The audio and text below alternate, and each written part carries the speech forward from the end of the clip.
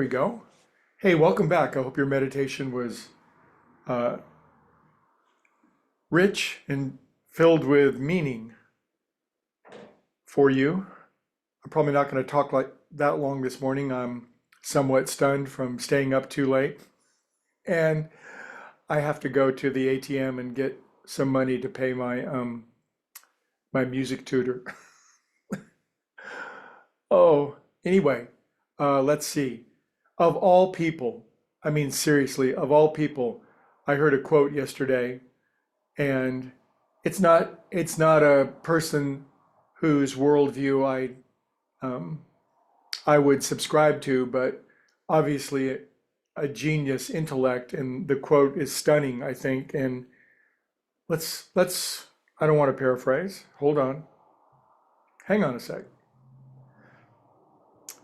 This person, who I'll name in a moment, he says, no finite point has meaning without an infinite reference point.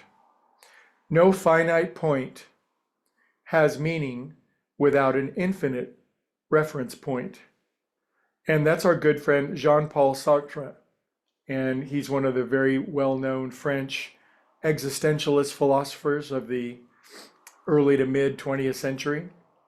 And he's using it because he was, as a existentialist, he was arguing that he argued that there is no infinite reference point, and thus all of our finite meanings that we all have in our lives are transitory, temporal, fleeting, ephemeral, finite meanings that we have in our life ultimately have no meaning. He essentially argued for the meaninglessness of life because there is no infinite reference point. But I would argue, and I would posit, and I think there's fantastic evidence for it, both scientifically and experientially, that there is an infinite reference point. So what's going on with that statement? I'll unpack it a little bit as I understand it, and why I think that it's, oh, better let a friend in. I'll unpack it a little bit and explain why I think it's so meaningful. He says something in that statement that I've always felt. It's always been sort of a question or a conundrum inside of myself. It's like, in 100 years, what difference does it make what I do? What difference does it make the meaning that I apply to life?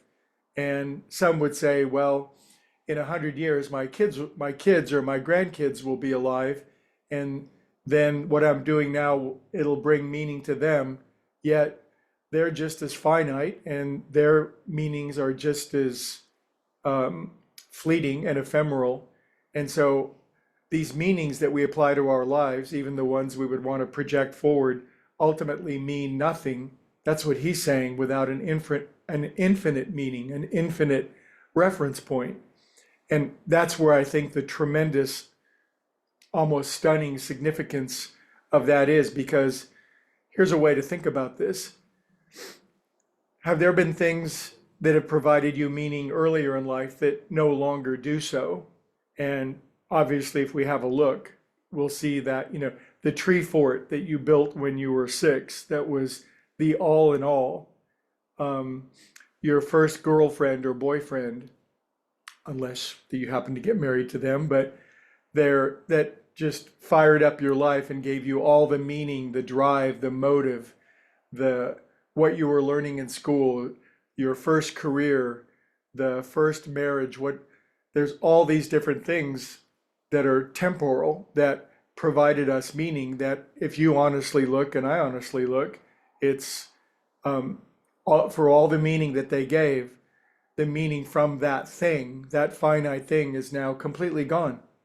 The person who broke your heart, you look back and it was like, what was I thinking? And so the point is, with an infinite reference point for meaning, with an infinite reference point, then all of our finite meanings mean something. They lead to something. They resolve to meaning, and they emerge from meaning itself.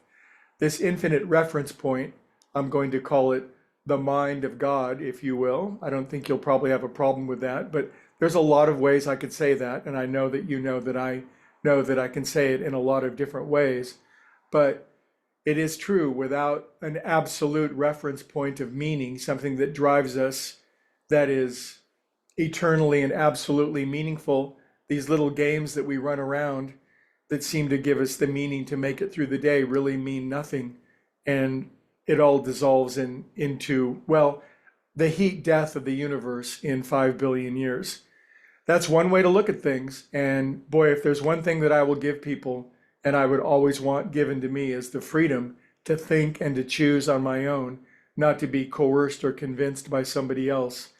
But that haunting feeling that whatever meaning I was had in my life was ultimately going to be dissolved in what difference does it make in 100 years? Well, my kids will be here, or my grandkids. Yeah, but that's going to dissolve too. So this is food for thought. I'm stimulating you as best I can that with an infinite reference point, this mind of God, this collective consciousness from which we all emerge, this intelligent design that is behind all of us, doesn't give us a meaning. It gives us meaning itself.